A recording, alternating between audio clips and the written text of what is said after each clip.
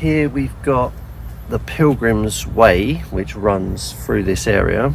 So it's a very, very old pathway that runs through Kent. So it goes all the way down there, heading towards the coast. And then if I turn you round, it just carries on through, heading north, all the way up the spine of Kent, as they call it, the North Downs. And just off track from it, over in that direction, is Neolithic stones, which I'm going to take you down and show you now.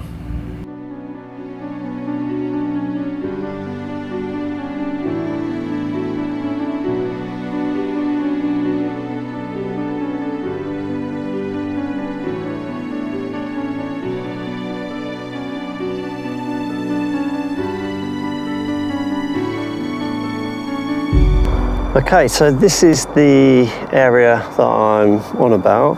So we've got Neolithic stones just there, and then if I turn you around to where I've just come from, there's actually a Neolithic stone halfway up this hedgerow. It's kind of hidden in it, and then kind of blocking this walkway is another stone right there. There's another stone the other side of that. But down by the farm, which is over there, there's a load of big Neolithic stones sort of laying over in that direction. And I'll take you over to the main place first, show you that. This is little Kit's Cotty house. I'll take you through. Just go through this little walkway. You come down here, and it's by a road, which is why you can probably hear cars. So you've got Aylesford, which is just over there, a load of factories and that. And then here we've got the Neolithic stones, countless stones.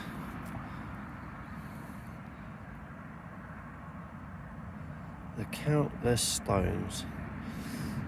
So they're putting this down to being a house that used to be here.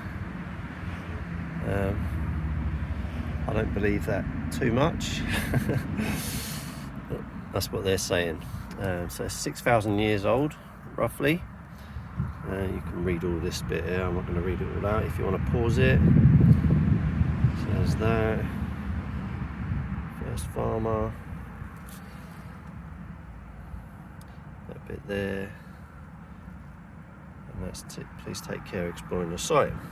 Okay, so we got these stones, and they have holes in them in certain places, which is kind of how they used to lift stones, a bit like the way they did with Stonehenge.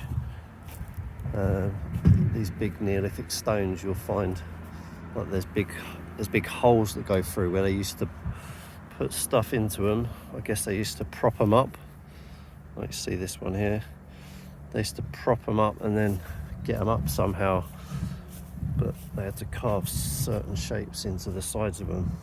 If you sort of imagine this being here, and over that way 100 meters you've got more stones, about 200 meters you've got more stones over there, you've got more stones over there, there's stones kind of just off the road there. So from this point, there's kind of like little bits dotted around. So I feel like it's a bit more important, this whole area, rather than there just being this little bit here. And if you think about the Pilgrim's Way running all the way down there, and you've got Aylesford over that way. So in the Doomsday Book, there's reference to there being a big stone by the sort of coastal area, and that's where the battle of the first Saxon king was. So somewhere around here there was a Saxon battle of Aylesford, and no one knows where it is. Now my theory is that somewhere close to my feet is where you might find a few Saxon soldiers. Could be anywhere around here really, but you can't really detect. Well, you can't detect around here because the farmer's dead against it, which I don't blame him. He's had lots of night hawking going on around here. This is quite a historical area. And in the fields just around this site particularly, there's lots of evidence, because I've walked it before, just like looking at the ground to see the history. There's a lot of oyster shells, so even the Romans came to this site before the Saxons, sort of 2,000 years ago. Bearing in mind, this is 6,000 years old. So people have been visiting this particular site as an important place, which is why I feel like the battle with reference in the Doomsday Book should definitely be somewhere around here. And yeah, so there's lots of Roman pottery around. I've seen like bits of Indian glass knocking around where there's been trade going on. There's shells, which aren't oyster shells, just normal seashells dotted around on this land.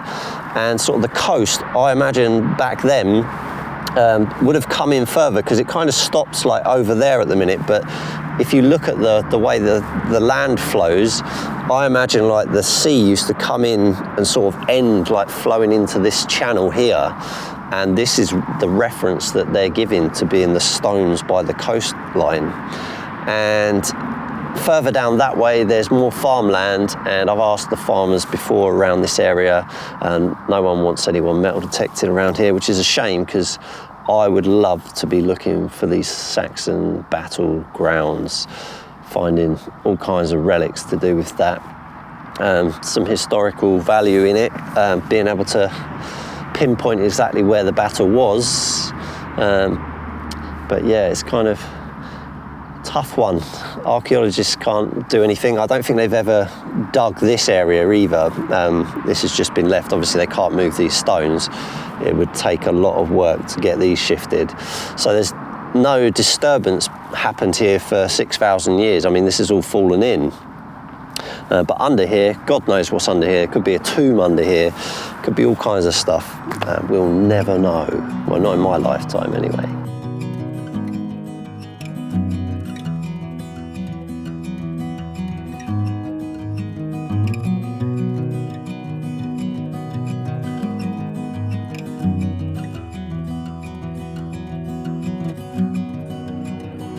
I mean, just look how beautiful this area is. I mean, it's pretty nice. There's Alsford over that way. And you can see for quite a way. It's pretty stunning. And it is a nice day today as well. So, hence why I'm out.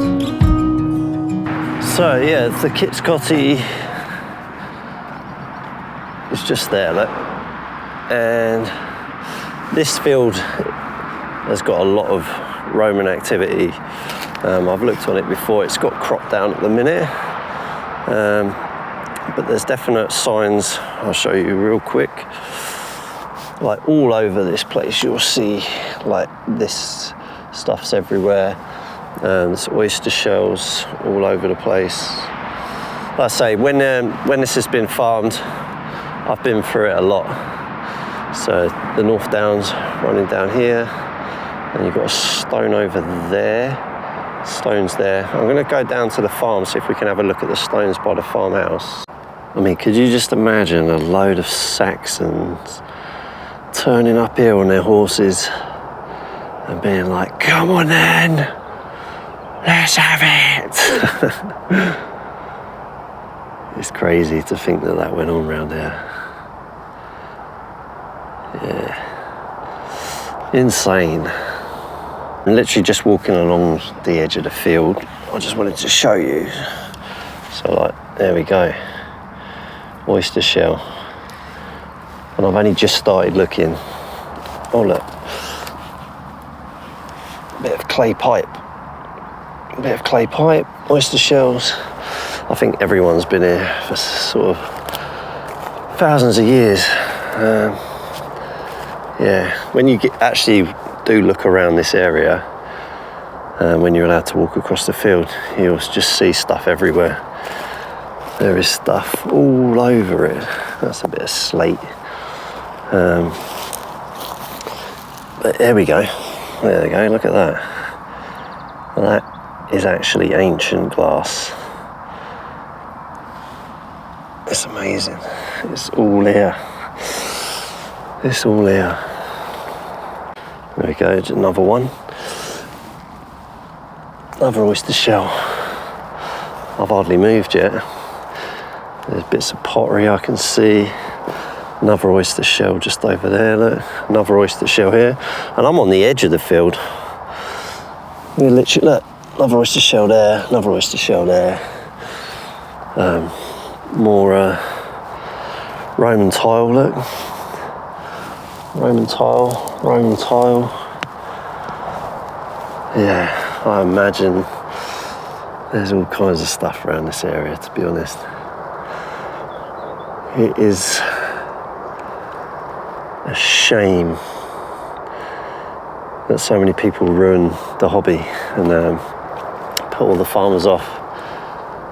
I'd hope that sometime archaeologists have excavated or tried to look around this site and geophysicked this whole area, because I just believe there is stuff here.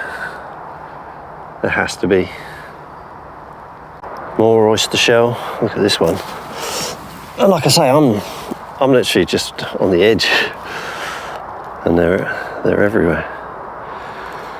They're absolutely everywhere. There's another bit right by it there. You can't get away from it. Yeah, if there's one field I was allowed to detect on, like if I could get permission to, it would be this one. I mean, there's pylons, but I don't think they're going to interfere with today's technology. Back in the day, when people probably did come over here in the 80s, they probably didn't find half the stuff that's here. Not at all, because they would have had too much interference from those big boys. Again, oyster shell, oyster shell. Oh, I can spot them a mile away. There's an oyster shell over there. There's oyster shells there and there. Bit of pottery here. Just some white plate. Yeah. Crazy. Another bit of an oyster shell. It's absolutely covered in them. Another one here, look. Oh. Yeah, this is oh look at this. Oh, look at that. Yeah, something a lot bigger, this place, than what they make out. There's definitely been a lot of activity here. Oh, and I would say to anyone who's contemplating even coming here to metal detect, I strongly advise you don't, because the farm is not that far away, and they can see you coming a mile away, and as soon as any car comes down here, you'll have the police here within no time, and that'll be the end of your metal detecting career, and a hefty fine to go with it. So yeah, don't bother. Yeah, look, more bits of pottery, more pottery, more Roman tile. What have we got here? Oh, it's just a bit of plastic. But yeah, I could spend all day looking at this field, to be honest. I just love it. It's just, I don't know, it's just something about this place. I just feel like this is the one. This is where a famous Saxon battle took place. And I can see why they picked this place. Just wanted to show you this. So like, this is a foxhole, obviously. And deep down in that foxhole, can you see the pot shard just sticking out? Yeah. Amazing. Oh, look. What have we got here?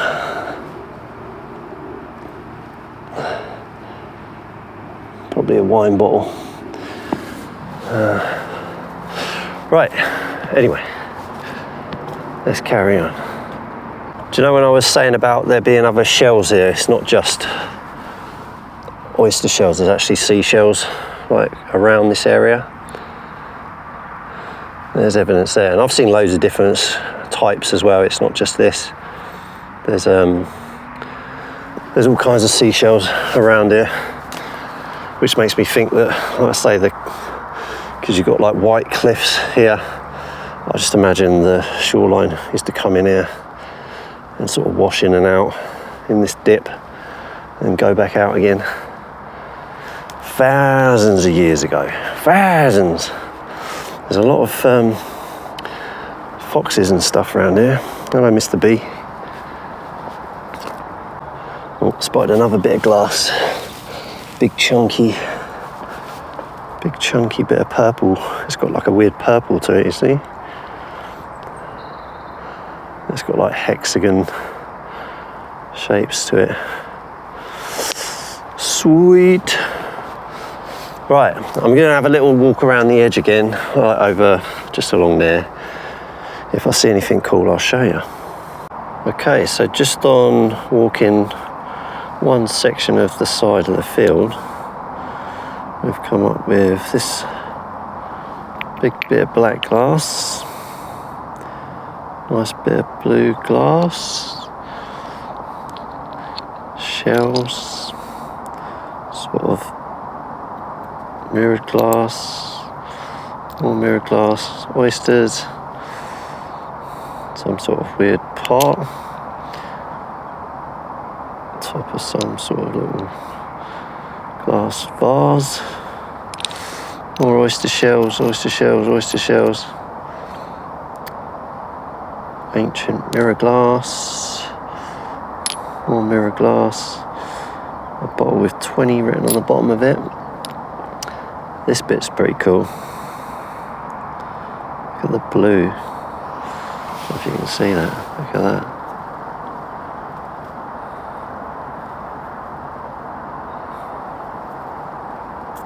That's pretty awesome.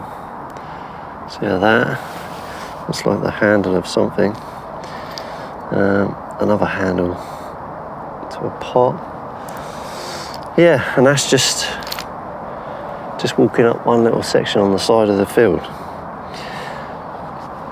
Pretty cool. Right, I'm going to be heading home in a minute, but I just wanted to share this area with you, just to go over some nice history, get out while it's nice and sunny. But yeah, if you think that there's oyster shells literally all over this, all over it, I mean, that's a lot of activity. It doesn't matter where you go, you're going to see oyster shells. And that's not a normal thing. Look at this bit of glass here, a bit of glass plate. Yeah, it's not normal. Just like all this pottery that's scattered around isn't normal. Yeah, there's a lot of activity. And we're going over, 2,000 years plus. So, if this was a big place where people came to worship or whatever, and just sit here, do whatever, trade, God knows what they did, but you'd expect there to be a lot of artifacts knocking around, and there is. And this is just the surface. Imagine what's underneath all this. Right, anyway guys, I'm gonna head home now. Thanks for watching, and I'll see you on my next video. I'll be going out pretty soon, so I'll see you then. Bye bye.